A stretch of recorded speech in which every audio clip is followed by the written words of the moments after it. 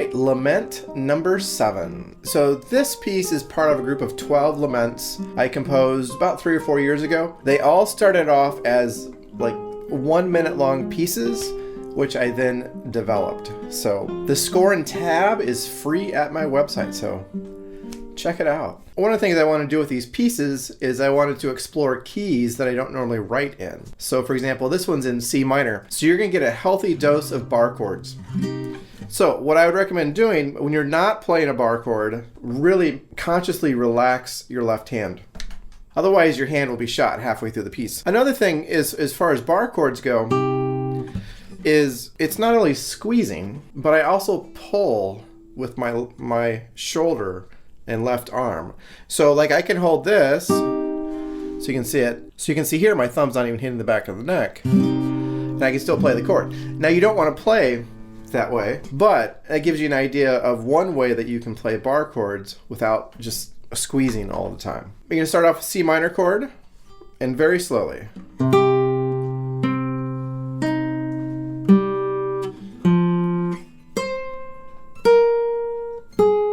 Back to C minor.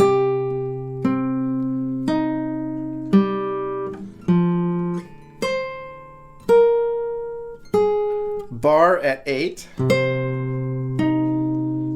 And then I put my third finger down. And then bar at 4. Bar at 1. So that measure again, I'll put the bar here, and then I'll add this third finger when I need it, so I don't put the whole chord down at once. So you've got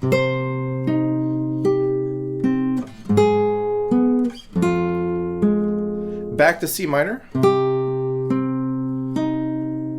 bar at 4, bar at 1, C minor.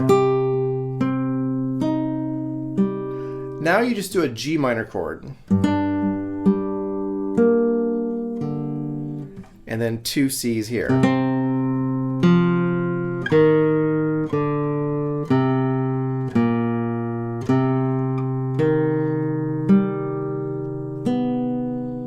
So that last half of that measure, one thing I'll try and do is keep the fingers down so it all rings. So you get...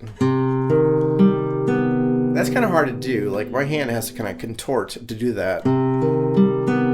So if you can't do that, that's not a problem. All right, then measure 7 basically repeats what we had before, except with a variation. So slowly it's going to go.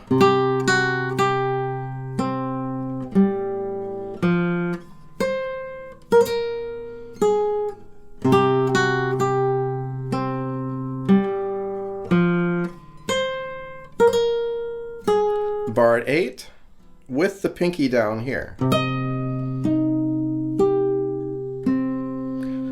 So there, what I'll do, again, like I did before, I'll put that third finger down only when I need it.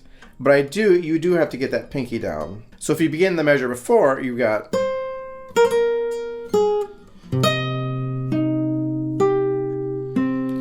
Pinky goes down, take everything else off. First finger. And then bar at 6.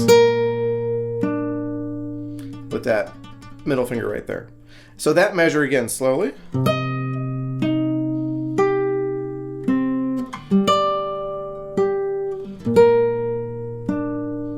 Measure 10, bar at 8.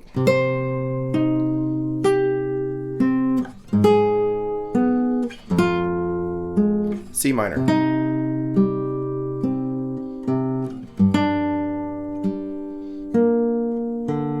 And then it turns into a G7 chord.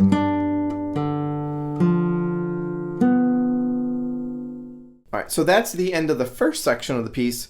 So let's take a look at the middle section. So you're going to have, at measure 13, a C minor chord.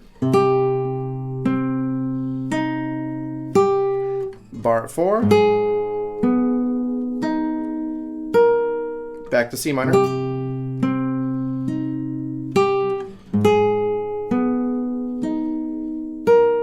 Bar at 8.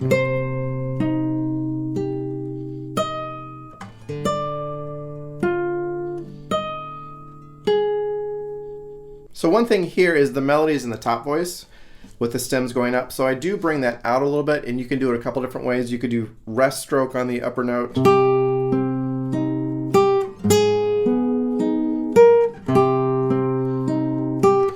always do that. Often what I'll do is just try and hit that upper note a little bit harder. So you might go.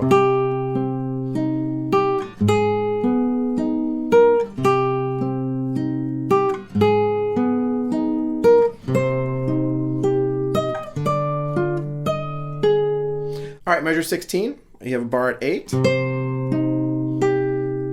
half bar at 10, back to 8, down to 4, C minor, back to 4,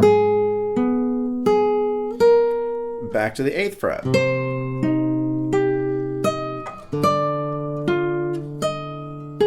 Back to 8,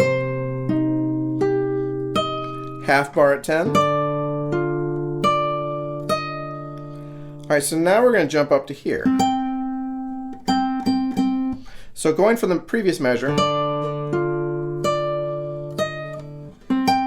one thing I'll do, when we start getting to the higher register of the guitar, sometimes it's tough to hit those notes, so I'll drop my left shoulder. So if I'm starting here, I'll drop it, first finger,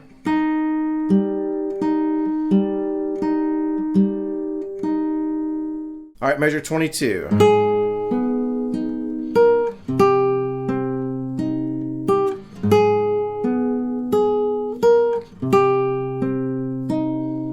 G minor,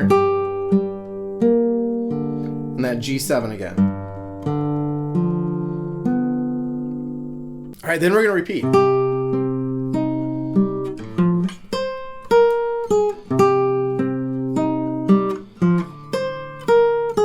So that's all the same as what we did at the beginning. It changes in measure 36. So let's start there. So you've got that G7. So that's a fermata note, so you just want to hold it. And then it goes.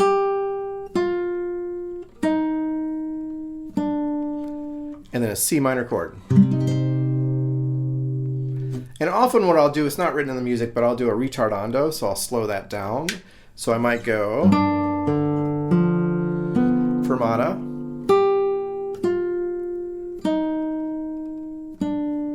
C minor. So for that last chord, I don't want it to be bright.